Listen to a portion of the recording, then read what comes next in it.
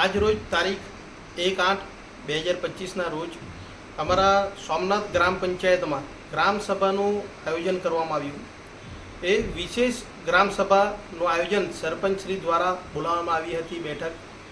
એમાં મહત્ત્વનો મુદ્દો એ હતો કે સોમનાથ પંચાયતમાં જે વસ્તી છે, વસ્તી ગણતરીના આધાર પર 2011ની વસ્તી ગણતરીના આધાર પર 20,100ની વસ્તી ધરાવે છે અમારી સોમનાથ ગ્રામ પંચાયત.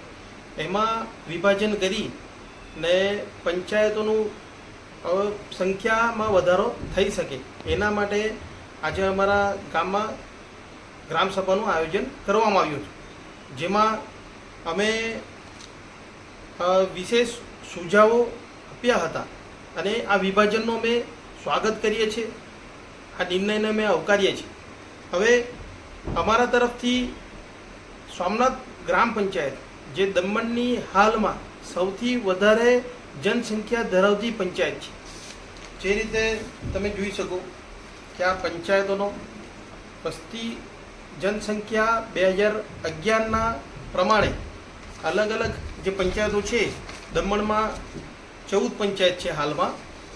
હવે સોમનાથમાં 20,100ની જનસંખ્યાના પ્રમાણે સોમનાથ પંચાયતને 3 પંચાયતનું નિર્માણ કરી આપવા જોઈએ. એમનું વિભાજન જે છે સોમનાથ પંચાયતની 3 પંચાયતમાં વિભાજન થવા જોઈએ, જેમાં અમે આજે આવેદનપત્ર આપ્યું છે,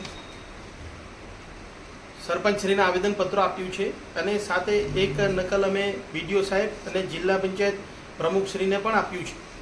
એમાં અમારા હિસાબે એક પંચાયત કેવડી ગ્રામ પંચાયત બનવી જોઈએ, જેમાં સોમનાથ પંચાયતના હાલના વોર્ડ નંબર 1, 2, 3 અને 4, જેમાં કુલ જનસંખ્યા 6,860 ધરાવે છે. અને બીજી ગ્રામ પંચાયત બનવી જોઈએ રીંગણવાડા ગ્રામ પંચાયત, જે હાલમાં સોમનાથ ગ્રામ પંચાયતના 9, 10, 11, 12, 13 અને 14 નંબરના વોર્ડ, જેમાં કુલ જનસંખ્યા છે 8,200, એમનું એક નિર્માણ થવું જોઈએ. અને ત્રીજી સોમનાથ ગ્રામ પંચાયત, જેમાં વોર્ડ નંબર હાલના વોર્ડ નંબર 5, 6, 7 અને 8, જેમાં કુલ જનસંખ્યા છે 6,050. આ 3 પંચાયતનું નિર્માણ થવા જોઈએ. અને સાથે સાથે તમે જોયું હશે કે ડાભેલ પંચાયતનું વિભાજન થઈ 2019માં વિભાજન થયું હતું અને 4 પંચાયતનું નિર્માણ થયું હતું. તે સમયે પણ અમારા ગ્રામજનોની માંગ હતી અને અમે લિખિત રજૂઆત પણ કરી હતી કે અમારી 6 નહીં તો પછી 8 ગ્રામ પંચાયતનું નિર્માણ થવું જોઈએ. તેમ છતાંય પણ 4 ગ્રામ પંચાયતનું નિર્માણ થયું અને આજે 5 વર્ષની અંદર જ પાછું પંચાયતનું વિભાજન કરવું એ એક બહુ મુશ્કેલીનું કામ થઈ જાય છે. એટલે હાલમાં આ પરિસ્થિતિને જોતાં અમને પૂરો વિશ્વાસ છે કે અમારી માંગને વેગ મળશે અને પ્રશાસનથી પણ અમને સહયોગ મળશે અને 3 પંચાયતનું અમને નિર્માણ કરી આપવામાં આવશે. અને સાથે એક બીજો સુઝાવ પણ અમે રાખ્યો છે, જેમાં વસ્તી ગણતરીની જનસંખ્યા તમે જુઓ 2011માં 50,000ના ઉપર લગભગ હતી અમારી ડાભેલ ગામની, અને તેમાં આજે 2025 સાથે આપણે સરખામણી કરીએ તો 300%થી વધારો થયો છે વસ્તીમાં ડાભેલ ગ્રામમાં. 4 પંચાયતોનું તમે ગણતરી કરશો, 2025નું ગણતરી કરશો તો 300%નો વધારો થયો છે. એટલે તે હિસાબે પણ અમે BDO સાહેબને રજૂઆત કરી છે કે અમારી તે 4 પંચાયત જે અલગ કરી હતી તેમને એકીકરણ કરી અને એક નગરપાલિકાનું નિર્માણ કરી આપવામાં આવે તો અમારો ગામનો વિકાસ હજુ વધારે થઈ શકે છે. જેમ કે હાલમાં ડાભેલ ગામ સાથે વટાર ગામ, પછી કુમતા ગામ અને ચલા એ મહાનગરપાલિકામાં સમાવેશ થઈ ગયો છે.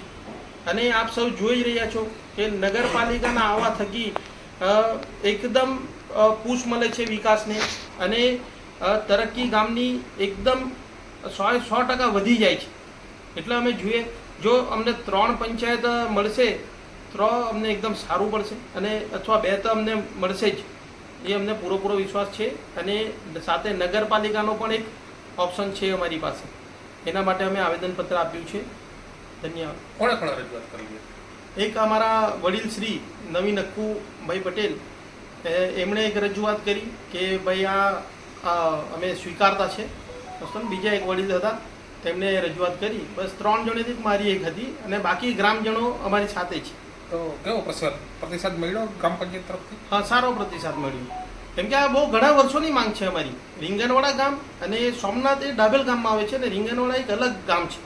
એ રીતે પણ તમે જુઓ તો બે ગામની હંમેશા વસ્તુ માંગ હતી જ કે અલગ અલગ પંચાયત કરો એવું. પણ તે સમય 2018-19માં અમાને ખાલી એક પંચાયત આપવામાં આવી હતી, અને હમણાં હાલ ફિલહાલ પાછું એક રિઝોલ્યુશનને એક મોકો મળ્યો છે અમને, તો અમે 3 પંચાયતનું નિર્માણની માંગ કરતા છે. તો આગામી દિવસોમાં આના માટે શું કરવામાં, કયા આગળ પગલાં લેવામાં આવશે? પગલાં તો કંઈ નહીં, અમને સાથ સહકારનો અમે આશા રાખીએ છીએ પ્રશાસન દ્વારા. અને આ જે વિભાજનનો જે મુદ્દો આવ્યો છે એને અમે આવકારીએ છીએ, એનો અમારો વિરોધ નથી, અને અમારે સજેશન છે એમ.